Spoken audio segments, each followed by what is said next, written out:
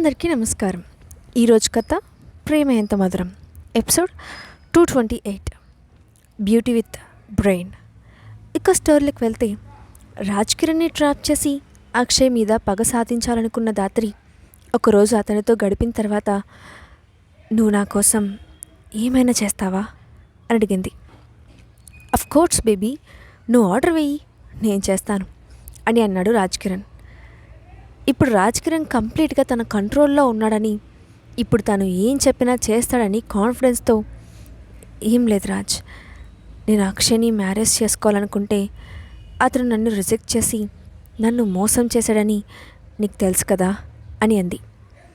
అలా చెప్తున్నప్పుడు దాత్రి మొహం కోపంగా మారడం చూసిన రాజ్ కిరణ్ దాత్రిని తన కౌగిల్లోకి తీసుకొని, నువ్వేం బాధపడకు బేబీ, నీకోసం నేను ఆ అక్షయ్ని దెబ్బతీస్తాను. నువ్వు నన్ను అడక్కపోయినా నేను ఆ పనే చేసేవాడిని. నిన్ను బాధపెట్టిన వాళ్ళను నేను ప్రశాంతంగా ఉండనివ్వను అని అన్నాడు. అప్పటికే అక్షయ్ మీద పగతో ఉంది దాత్రి. అది క్యాచ్ చేసిన రాజ్ కిరణ్ తన మూడ్ మార్చాలని, అయినా నువ్వు ఇంత కోపంగా ఉండకు బేబీ, ఒక రకంగా అక్షయ్ అలా వదులుకున్నాడు కాబట్టి ఈ బ్యూటిఫుల్ లేడీ నా ఒళ్ళోకి వచ్చి పడింది అని అన్నాడు. రాజ్ తనని నవ్వించడానికి చేసే ప్రయత్నాన్ని చూసి దాత్రి ఒక చిరునవ్వు నవ్వింది. కానీ వెంటనే అక్షయ్ను తలుచుకొని కోపంగా, ఆ అక్షయ్ నాతో పెళ్ళి దాకా వచ్చి లాస్ట్ మినిట్లో నన్ను మోసం చేసి చాలా పెద్ద తప్పు చేశాడు. అందుకే అతన్ని ఎలాగైనా నడి రోడ్డుపైకి లాగాలి అని అంది. కూల్ బేబీ, కూల్, నేనున్నాను కదా, నువ్వు అనుకున్నవన్నీ నేను చేస్తాను, నువ్వు రిలాక్స్గా ఉండు అని అన్నాడు రాజ్ కిరణ్. రాజ్ కిరణ్ కంపెనీకి వేద గ్రూప్ ఆఫ్ ఇండస్ట్రీస్తో సరిసమానంగా పోటీ పడగలిగే సత్తా ఉన్న కంపెనీ. అందుకే ఈ రాజ్ కిరణ్ని ట్రాప్ చేసింది దాత్రి. ఇప్పుడు ఒకరికి ఇద్దరమున్నాం, మన టార్గెట్ అక్షయ్ నాశనమే, ఇక విజయం మనదే దాత్రి అని రాజ్ కిరణ్ ఆమెకు ధైర్యం చెప్పాడు. ఇక్కడ అక్షయ్ స్నేహాలు యువను తీసుకొని రిఫ్రెష్మెంట్ కోసం టూర్లో ఉన్నారు. కానీ ఈ జరుగుతున్న విషయాలు ఏమీ తెలియవు వాళ్ళకి. అంతేకాకుండా దాత్రి చాప్టర్ అక్కడితో క్లోజ్ అయిపోయిందని అక్షయ్ దాత్రిని లైట్ తీసుకున్నాడు. కానీ అరుణ్ మాత్రం దాత్రిని లైట్ తీసుకోలేదు. చిన్నప్పటి నుంచి దాత్రితో కలిసి పెరిగిన అరుణ్కి దాత్రి నేచర్ ఏంటో బాగా తెలుసు. పెళ్లిలో కనిపించకుండా పోయిన దాత్రి కోసం అరుణ్ సెర్చ్ చేస్తూనే అన్నాడు. మధ్యలో 2 సార్లు దాత్రి ఇంటికి వెళ్ళి కూడా చెక్ చేశాడు. కానీ దాత్రి అక్కడ దొరకలేదు. ఇన్ని రోజులు దాత్రి సైలెంట్గా ఉందంటే ఖచ్చితంగా ఏదో ఒక ప్లాన్ చేసే ఉంటుంది. ఆ ప్లాన్ ఏంటో తెలియాలంటే ఖచ్చితంగా దాత్రి ఎక్కడ ఉందో పట్టుకోవాలి అని తనలో తానే అనుకుంటూ తన బిజినెస్ పార్ట్నర్ పిలిచిన వైన్ పార్టీలో కూర్చొని వైన్ తాగుతూ ఆలోచిస్తూ ఉన్నాడు. ఇంతలో దూరంగా లోపలికి వస్తూ కనిపించింది దాత్రి. ఆమెను చూసిన అరుణ్ ఆశ్చర్యపోతూ, ఆమె దాత్రినా కాదా అని చూస్తున్నాడు. కాసేపటికి అక్కడున్న దాత్రి అని కన్ఫర్మ్ చేసుకుంటూ, అవును, ఖచ్చితంగా అక్కడ ఉన్నది దాత్రినే అనుకున్నాడు. కానీ ఆమె పక్కన ఎవరితోనో నవ్వుతూ మాట్లాడుతోంది. అతని చేతులను పట్టుకొని క్లోజ్గా మూవ్ అవుతోంది. దాంతో అతను ఎవరై ఉంటారని ముందుకు వచ్చి చూశాడు అరుణ్. అక్కడున్న వ్యక్తిని చూసి షాక్ అయ్యాడు. అక్కడ ఉన్నది రాజ్ కిరణ్. బిజినెస్ ప్రపోజల్ చేయడం కోసం రాజ్ కిరణ్ అరుణ్ను అక్కడికి రమ్మని ఇన్వైట్ చేయడంతో ఈరోజు అక్కడికి వచ్చాడు అరుణ్. కానీ అక్కడ రాజ్ కిరణ్తో దాత్రిని చూస్తానని అతను ఎక్స్పెక్ట్ చేయలేదు. సరిగ్గా అప్పుడే అరుణ్ తమ వైపే చూడడం గమనించిన రాజ్ కిరణ్ నవ్వుతూ దాత్రిని తీసుకొని అతని దగ్గరికి వెళ్ళి, ఇతను మిస్టర్ అరుణ్, బిజినెస్ మ్యాన్ అని పరిచయం చేశాడు. అలాగే అరుణ్తో, మిస్టర్ అరుణ్, ఈమె దాత్రి, మా గర్ల్ ఫ్రెండ్ అని పరిచయం చేశాడు రాజ్ కిరణ్. అది విని అరుణ్ షాక్ అయ్యాడు. కానీ దాత్రి మాత్రం అరుణ్ ఎవరో తెలియనట్లు రాజ్ కిరణ్ భుజం మీద తన చేయి వేసి పొగరుగా కనుబొమ్మల పైకెత్తి చూస్తూ నిల్చుంది. అరుణ్ చూపులో మార్పు గమనించిన రాజ్ కిరణ్ అతన్ని అనుమానంగా చూసి, వాట్ మిస్టర్ అరుణ్, నీకు దాత్రి ముందే తెలుసా అని అడిగాడు. వెంటనే అరుణ్ తల అడ్డంగా ఊపుతూ, నో, ఈమెవరో నాకు తెలియదు అని చెప్పాడు. ఆ మాటకు దాత్రి ఒకసారి కళ్ళు తిప్పి అతని వైపు చూసి మళ్ళీ తల తిప్పుకుంది. తను ఎంతగానో ఇష్టపడిన దాత్రి తానెవరో తెలియనట్లు బిహేవ్ చేయడం అరుణ్కి లోపల బాధగా అనిపించింది.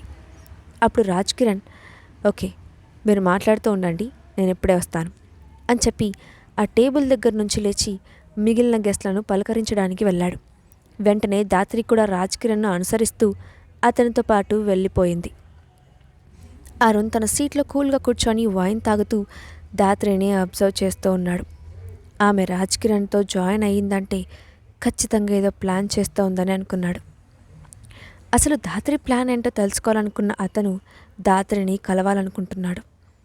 కానీ ధాత్రి ఒక్క నిమిషం కూడా రాజ్ కిరణ్ని వదిలిపెట్టకుండా అతనితోనే తిరుగుతోంది. అరుణ్ తనని అబ్జర్వ్ చేయడం గమనించిన ధాత్రి కావాలనే అరుణ్ను రెచ్చగొడుతూ రాజ్ కిరణ్తో మరింత క్లోజ్గా మూవ్ అవ్వడం మొదలుపెట్టింది. అది చూసిన అరుణ్ గుండె పగిలినట్లయింది. దాంతో అతను వెంటనే తన చేతిలో ఉన్న మొబైల్ ఫోన్ను చూపిస్తూ ఆమె శ్రీరామ్తో కలిసి డ్యాన్స్ చేసిన వీడియో ఇంకా తన దగ్గరే ఉందని ధాత్రికి గుర్తు చేస్తున్నట్లుగా తన ఫోన్ అటు ఇటు ఊపుతూ ధాత్రికి చూపించాడు. వెంటనే ధాత్రికి తన డ్యాన్స్ వీడియో అరుణ్ దగ్గరే ఉందన్న విషయం గుర్తు వచ్చింది. దాంతో అరుణ్తో ఈ మ్యాటర్ ఎలాగైనా మాట్లాడి సాల్వ్ చేసుకోవాలని అనుకొని ఎక్స్క్యూజ్ మీ, వాష్రూమ్కి వెళ్ళొస్తాను అని రాజ్ కిరణ్తో చెప్పి అక్కడి నుంచి పక్కకు వచ్చింది.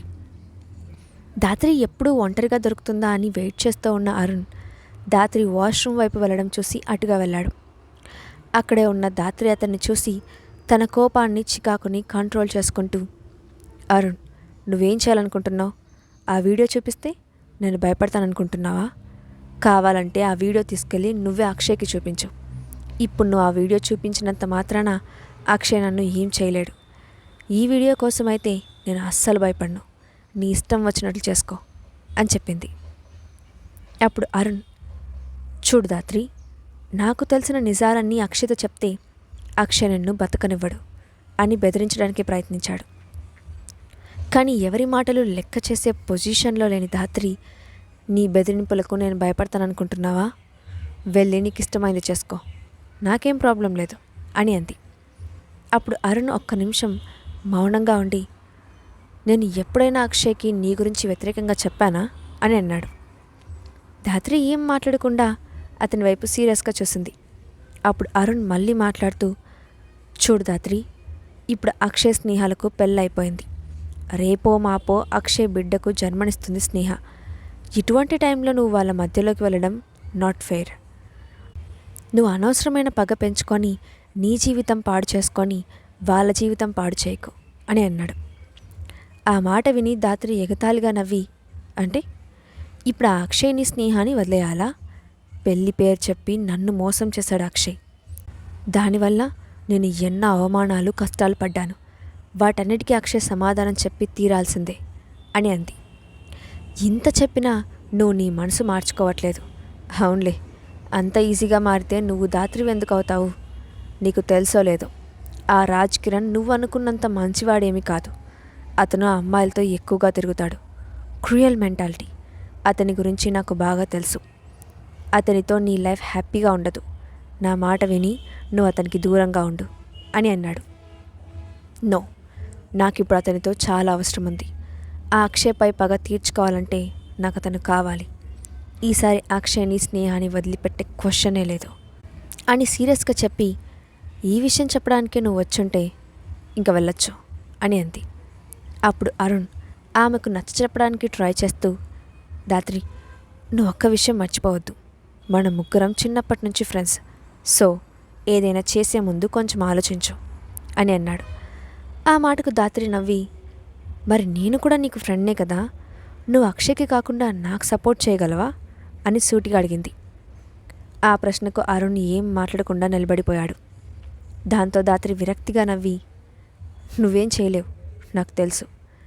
అదే ఈ రాజ్ కిరణ్ అయితే నాకు హెల్ప్ చేస్తానన్నాడు, అందుకే అతనితో ఉన్నాను అని అంది. ధాత్రి అంత రూడ్గా మాట్లాడేసరికి అరుణ్ చాలా హర్ట్ అయ్యాడు. నిజానికి ధాత్రి చెప్పినట్లు చేస్తే అక్షయ్కి ద్రోహం చేసినట్టు అవుతుంది. ఇప్పటికే ధాత్రి కోసం ఒకసారి అక్షయ్కి సపోర్ట్ చేయకుండా ఆగిపోయాడు. మళ్ళీ ఇప్పుడు అదే పని చేయాలంటే అరుణ్ ఒప్పుకోలేకపోయాడు. అందుకే ఆమెను కన్విన్స్ చేయాలని ట్రై చేస్తూ, నేను చెప్పేది విను ధాత్రి, అక్షయ్ని నువ్వు తక్కువ అంచనా వేయకు. నువ్వు అక్షయ్తో పోరాడి గెలవలేవు. నువ్వు ఇక్కడితో నీ ఆటను ఆపేయి అని చెప్పాడు. అతని మాటలకు ధాత్రి అతన్ని మధ్యలోనే ఆపుతూ, చాలు అరుణ్, నువ్వు నన్ను భయపెట్టాలనుకుంటున్నావేమో. నేను నీ పిచ్చి మాటలు నేనేం పట్టించుకోను. నా ప్లాన్స్ నాకున్నాయి. నువ్వు చెప్పే నీతులు విని తెలుసుకోవాల్సిన అవసరం నాకు లేదు అని విసురుగా చెప్పి అక్కడి నుంచి వెళ్ళిపోయింది. ధాత్రి ప్రవర్తనకు అరుణ్ ఏం మాట్లాడకుండా బాధతో ఆమె వెళ్ళిన వైపే చూస్తూ ఉండిపోయాడు. నిజానికి ధాత్రి కూడా అతనితో అంత రూడ్గా మాట్లాడాలని అనుకోలేదు. కానీ సిచ్యువేషన్ బట్టి అంత క్రూయల్గా మాట్లాడాల్సి వచ్చినందుకు ఆమె కూడా కొంచెం ఫీల్ అయింది. కానీ ఆమెకు వేరే ఆప్షన్ లేదు. అరుణ్ ఎప్పుడూ కూడా అక్షయ్కి సపోర్ట్గానే ఉంటాడు కాబట్టి తనను కన్విన్స్ చేయడానికే ట్రై చేస్తాడని ధాత్రికి తెలుసు. అందుకే అతనితో ఎక్కువసేపు మాట్లాడకుండా అక్కడి నుంచి పార్టీలోకి వెళ్ళి జాయిన్ అయింది. కానీ వాళ్ళిద్దరూ మాట్లాడుకుంటున్న మాటలన్నీ విన్నాడు అనుకోకుండా అక్కడికి వచ్చిన రాజ్ కిరణ్ అసిస్టెంట్. దాంతో అతను వెంటనే పార్టీలో ఉన్న రాజ్ కిరణ్ దగ్గరికి వెళ్ళి తాను విన్న విషయం మొత్తం చెప్పాడు. అంతా తెలుసుకున్న రాజ్ కిరణ్ కూడా ఏమీ తెలియనట్టు తన ఫ్రెండ్స్తో మాట్లాడుతూ ఉన్నాడు. ఇంతలో ధాత్రి రావడం చూసి, బేబీ ఎక్కడికి వెళ్ళావు? నీకోసం చాలాసేపటి నుంచి వెతుకుతున్నాను. టేక్ దిస్ వైన్ అని వైన్ గ్లాస్ ధాత్రి నోటికి అందించాడు. జస్ట్ వాష్రూమ్కి వెళ్ళి వచ్చాను రాజ్ అంటూ ఏమీ ఎరగనట్లు మాట్లాడుతున్న ధాత్రిని చూసి, అందం ఇంకా intelligence, it's very dangerous combination. అయితే ఈ అరుణ్కి ధాత్రికి ముందే పరిచయం ఉందన్నమాట. కానీ అక్షయ్ విషయంలో వీళ్ళిద్దరికీ డిఫరెన్సెస్ ఉన్నాయి. అయితే ఏమైంది? నేను ఈ అవకాశాన్ని క్యాష్ చేసుకోవాలి. ఎలాగైనా ధాత్రి హెల్ప్తో వేద గ్రూప్ ఆఫ్ ఇండస్ట్రీస్ని మార్కెట్లో డౌన్ చేయాలి. అంతవరకు నేను కూడా వీళ్ళిద్దరికీ ఏమీ తెలియకుండా సైలెంట్గా వీళ్ళని వాచ్ చేస్తాను అని అనుకున్నాడు. ఇంతలో ధాత్రి, నువ్వేం ఆలోచిస్తున్నావు రాజ్? ఎనీ ప్రాబ్లం అని అడిగింది. No problem baby, let's dance అంటూ ఆమెను ఫ్లోర్ మీదకు తీసుకెళ్లాడు రాజ్. దాంతో అతనితో కలిసి సాల్సా డ్యాన్స్ చేసింది ధాత్రి. అప్పుడే అటుగా వచ్చాడు అరుణ్. అతన్ని చూసిన రాజ్ కిరణ్ వెంటనే ధాత్రిని దగ్గరకు లాక్కొని హఠాత్తుగా కిస్ చేస్తూ అరుణ్ వైపు ఓరకంట చూశాడు. అదంతా చూడలేని అరుణ్ ఇక అక్కడ ఉండలేక పార్టీ నుంచి బయటకు వచ్చేశాడు. అతనికి చిన్నప్పటి నుంచి అక్షయ్ ధాత్రితో కలిసి గడిపిన రోజులు గుర్తుకు వచ్చాయి. దాంతో అక్షయ్తో కాసేపు మాట్లాడి అతనితో డ్రింక్ చేస్తే రిలీఫ్గా ఉంటుందని అనుకొని వెంటనే అక్షయ్కి కాల్ చేశాడు. కానీ అప్పటికే మిడ్నైట్ 12 దాటింది. బయటకు వెళ్ళి అలసిపోయి వచ్చిన తర్వాత ఫోన్ కూడా వైబ్రేషన్ మోడ్లో పెట్టి పడుకున్నారు అక్షయ్ స్నేహాలు. బెడ్ పక్కనే క్యాబినెట్పై ఫోన్ చాలాసేపు రింగ్ అవుతూ ఫోన్ వైబ్రేట్ మోడ్లో కదలడంతో చిరాగ్గా కళ్ళు తెరిచిన స్నేహ పక్కనే ఉన్న ఫోన్ లిఫ్ట్ చేసి హలో అంది. అక్షయ్ ఫోన్ స్నేహ లిఫ్ట్ చేస్తుందని ఎక్స్పెక్ట్ చేయని అరుణ్ తడబడుతూ, స్నేహ, నేను అరుణ్ మాట్లాడుతున్నాను, అక్షయ్ లేడా అని అడిగాడు. అతని గొంతు విని నిద్రమత్తు వదిలించుకున్న స్నేహ, ఉన్నాడు కానీ పడుకున్నాడు. నేను నా ఫోన్ అనుకోని నిద్రలో పొరపాటున అక్షయ్ ఫోన్ లిఫ్ట్ చేశాను. ఇప్పుడే లేపి ఫోన్ ఇస్తాను అని చెప్పింది. అప్పుడు అరుణ్, వద్దు, అక్షయ్ని డిస్టర్బ్ చేయొద్దు, నేను తర్వాత ఫోన్ చేస్తాను అని ఫోన్ పెట్టేశాడు. పక్కన నిద్రపోతున్న అక్షయ్ నిద్రలో స్నేహ గొంతు విని మెల్లగా కళ్ళు తెరిచి, స్నేహ, నేను నిద్రపోయి చాలాసేపు అయింది, ఇంకా నాతో మాట్లాడుతూనే ఉన్నావా అని అడిగాడు.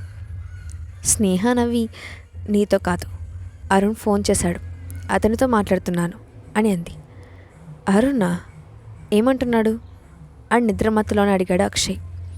ఏమో, నీతో ఏదో విషయం చెప్పాలని ఫోన్ చేసినట్టున్నాడు, నేను ఫోన్ ఎత్తేసరికి ఏమీ లేదని ఫోన్ పెట్టేశాడు అని అంది.